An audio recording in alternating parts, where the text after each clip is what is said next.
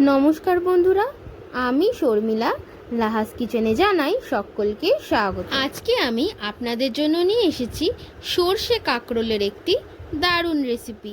কাঁকরোল কিন্তু আমরা সাধারণত ভাজাই খেয়ে থাকি, তাই সর্ষে দিয়ে একবার এভাবে ট্রাই করুন, দারুণ লাগবে। প্রথমে আমি কাঁকরোলগুলো ধুয়ে পরিষ্কার করে গোল গোল করে কেটে নেব।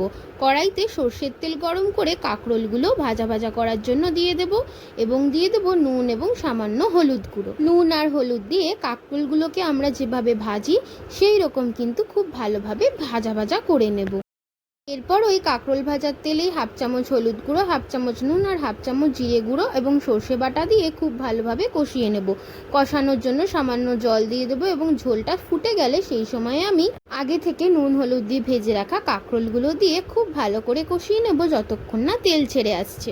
সব মশলা কষে তেল ছেড়ে এলেই রেডি কিন্তু আজকের আমাদের রেসিপি সর্ষে কাঁকরোল। এই সর্ষে কাঁকরোলের রেসিপিতে কিন্তু নারকেলের দুধ দিলে আরও টেস্ট হয়। আপনারা যখন রেসিপিটা করবেন অবশ্যই নারকেলের দুধ দিয়ে ট্রাই করবেন। ভিডিওটা ভালো লাগলে দারুণ টেস্ট কিন্তু ভিডিওটা লাইক কমেন্ট শেয়ার করতে একদম ভুলবেন না। দেখার জন্য কিন্তু অবশ্যই কেমন লাগলো অবশ্যই হবে লাহাস কমেন্ট করে জানাবেন।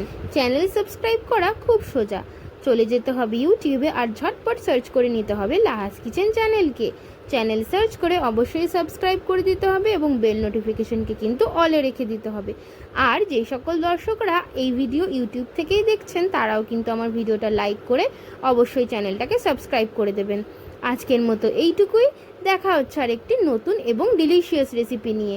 তাই সবাই কিন্তু খুব ভালো থাকবেন, সুস্থ থাকবেন। আজকের মতো এইটুকুই, টাটা।